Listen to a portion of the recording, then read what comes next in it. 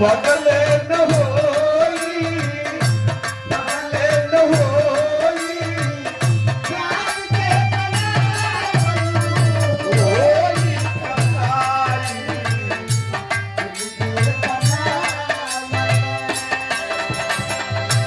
धड़कन दीवाना होके हवा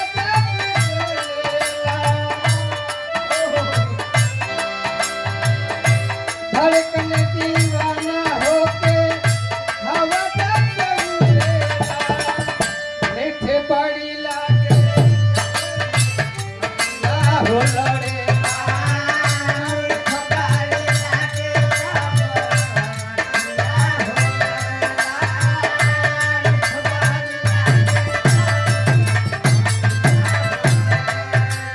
धड़कन दीवाना होके हवा मीठ जड़ी लागे जब दिया हो जे बनाओ जे बनाओ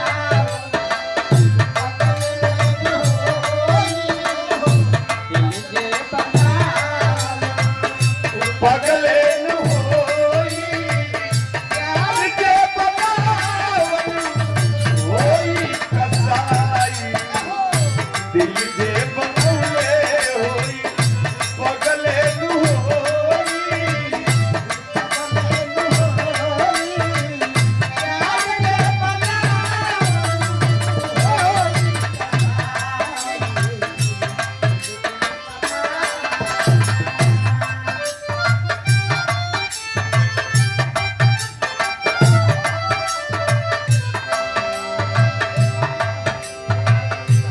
आपन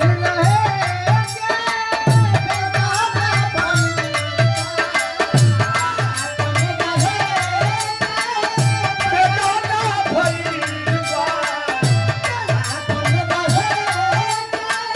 बेगाना भइल बा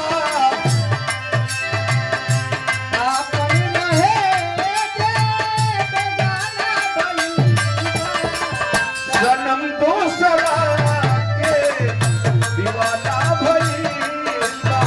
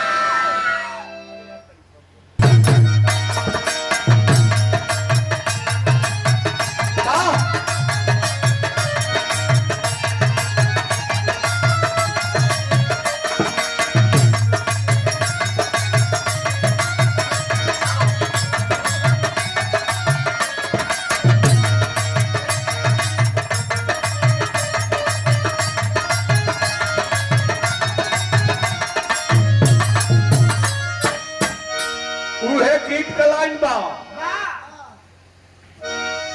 कि सरंगी अरे सच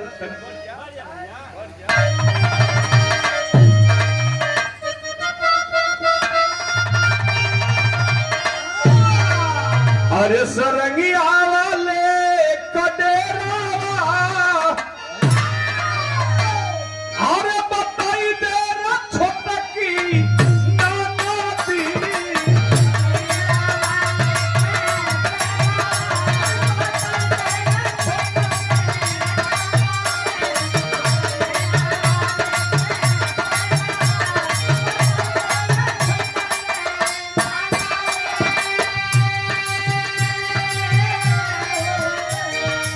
रहने की सुनिए, मैं कहना क्या चाहता हूं इस आजाद भारत में अभी हमारा और आपका देश आजाद हो गई, लेकिन आजादी मिलल ना, काहे कि अभी सीमा के साथ एक घटना भी घटल रहल,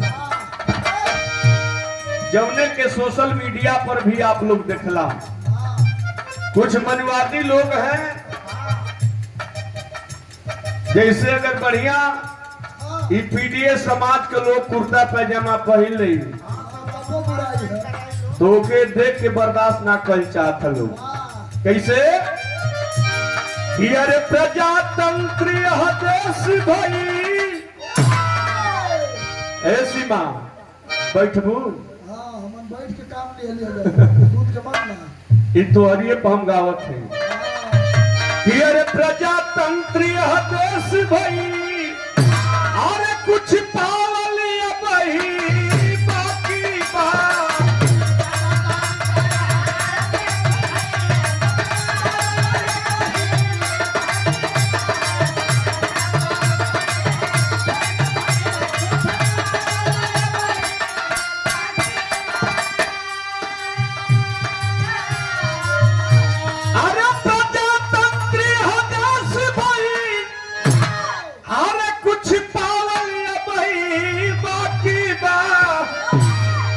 मानवता को दिया नावा,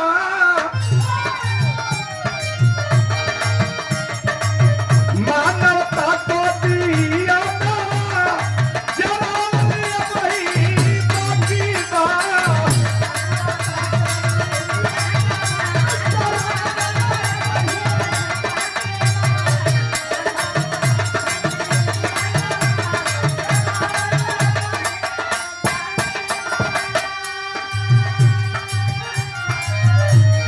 ए भैया मानवता का दियनवा जरावर वही बाकी बा। इस देश में जहां गरीब रहता है, अमीर तबके के लोग फूटी कौड़ी देखना नहीं चाहते हैं उस गरीब को। इसलिए मैं कहना चाहता हूं, वीर भगत सिंह यदुवंश, वीर भगत सिंह विश्वविद्यालय देश खातिर कुर्बानी हो।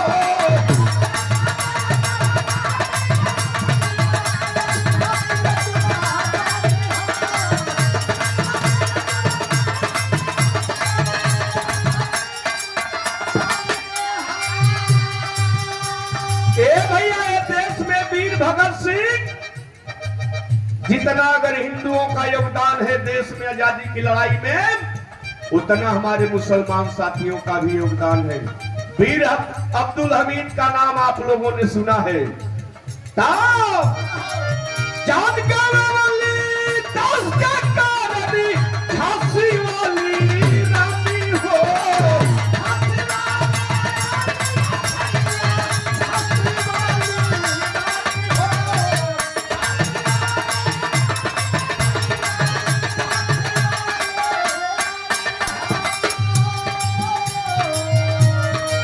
ओ बीरवन को सपना, ओ बीरवन को सपना सजावलिया वही बाकी बात। ओ बीरवन को सपना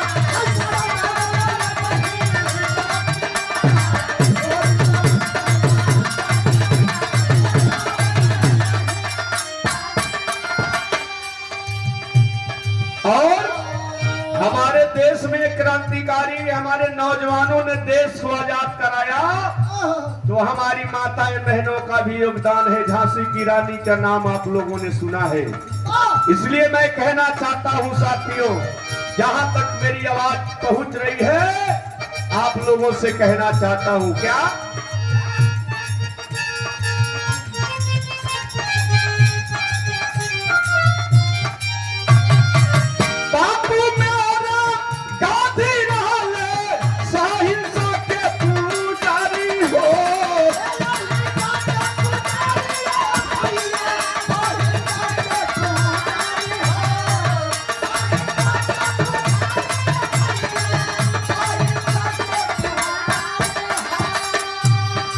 हमारे देश में महात्मा गांधी सत्य और अहिंसा के पुजारी थे।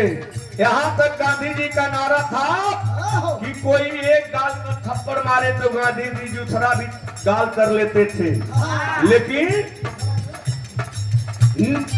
पूज्य पुरुष यमुनाथुराम कपि याद हलो बलि बारी हो।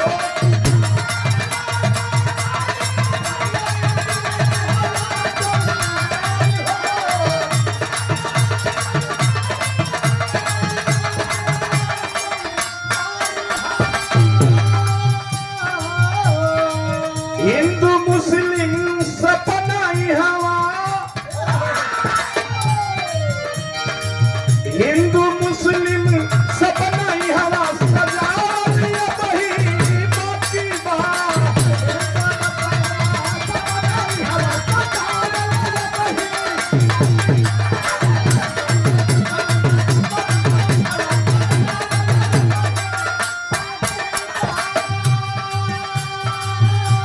और हाई लाइन पर गौर करेंगे भैया। बाबा साहब जाति पाति के चाहे यहाँ में कावल हो,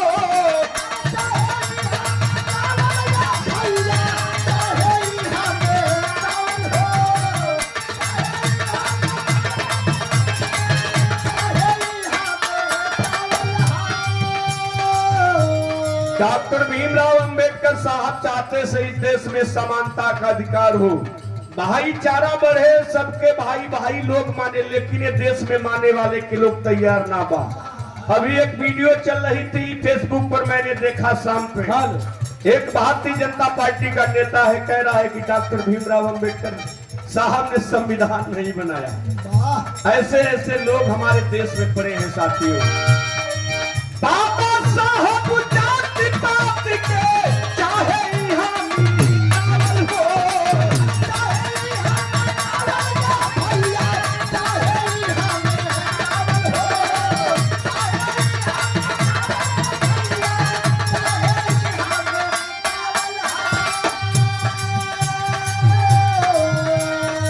सबही के अधिकार मिलाऊ, सही राह अपनावल हो।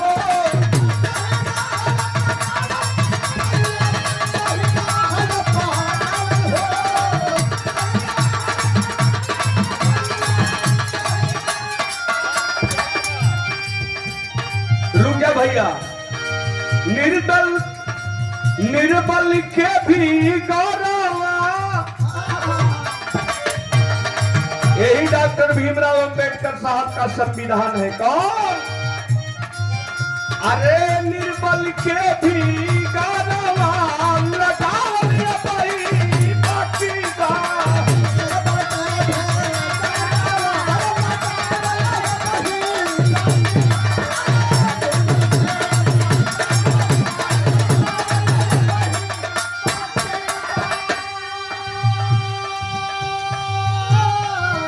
निर्बल का मतलब जैसे अशोक भाई हमें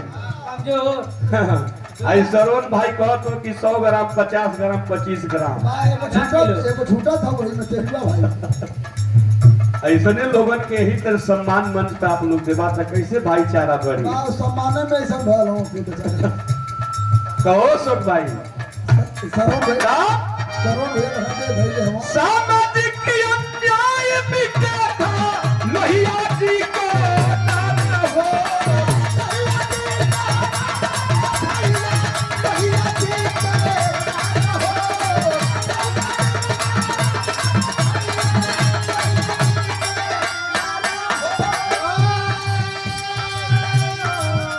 डॉक्टर राम मनोहर भैया कौन थे? राम सुमेर भैया, शायद आप नहीं जानते होंगे। डॉक्टर राम मनोहर भैया गुप्ता बिरादरी थे, बनिया बिरादरी से थे। डॉक्टर राम मनोहर भैया चाहते थे कि देश में समानता का विकास होके, समानता से सब लोग रहता, पिछड़ा को अधिकार दिलाए, पीपी सिंह पर के सहारा हो।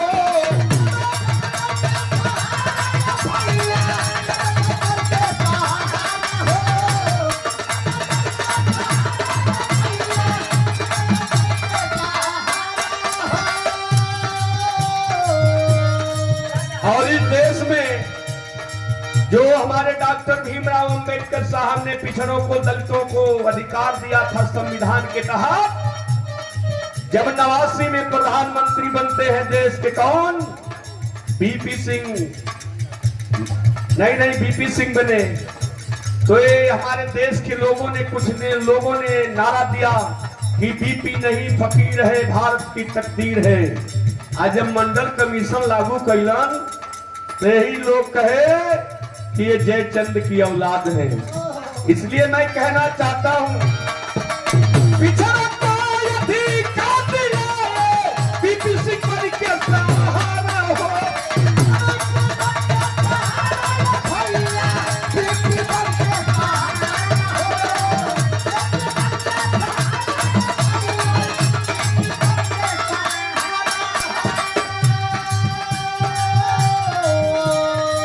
उनकर नारा सभा में, उनकर नारा सभा में लगा लिया बहिनी, उनकर नारा सभा में।